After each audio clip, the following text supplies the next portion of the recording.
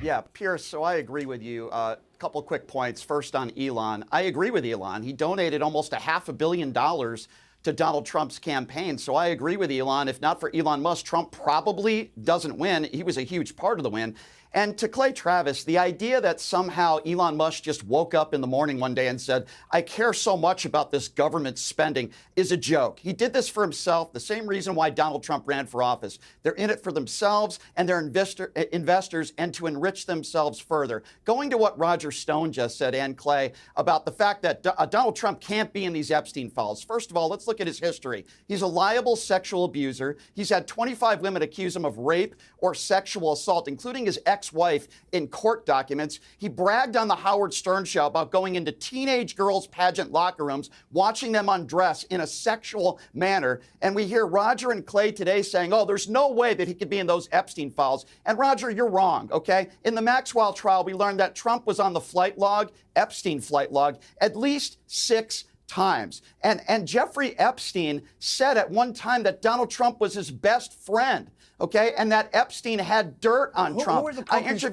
co-conspirators in the Maxwell trial? Who are those co-conspirators that we haven't identified? She's charged with conspiracy. Who are the co-conspirators? Ask the U.S. Attorney. It'd be nice to have Epstein files to know that, wouldn't it? But Brian, I would say, Brian, this. I thought that Clay made a very good point. The Democrats literally threw everything but the kitchen sink, and that was because they couldn't wrestle the sink off its bolts. Otherwise, they would have thrown that as well at Trump. And the point being, they had. But here's the point: they had access to the Epstein files. If there was anything in there whatsoever that was even a tiny bit damaging to Trump, they'd have leaked it, wouldn't they? Why wouldn't they? Well, I mean, you could make the same argument with Republicans going after Joe Biden, calling them the Biden crime family.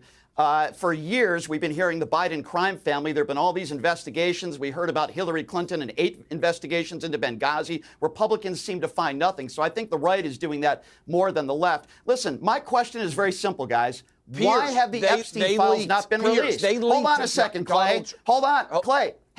Hang on, give me 10 seconds here. Pam Bondi said that she was going to release the files. They said it was going to be released, and then these right-wing imbeciles with their binders in Washington, D.C. looked like clowns. So my question to Clay Travis and Roger Stone is, why have they not released the files then? It doesn't threaten national security. I'm telling you, Trump is all over those files. Just